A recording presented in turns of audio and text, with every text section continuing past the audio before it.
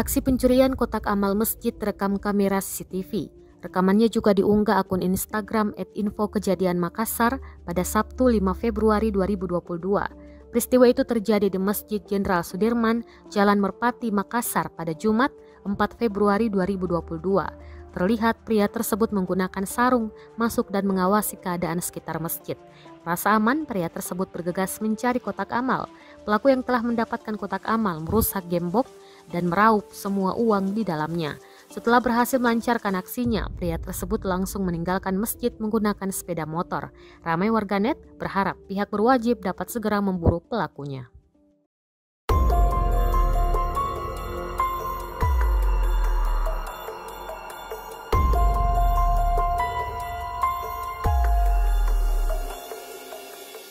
Terima kasih sudah nonton. Jangan lupa like, subscribe, dan share ya.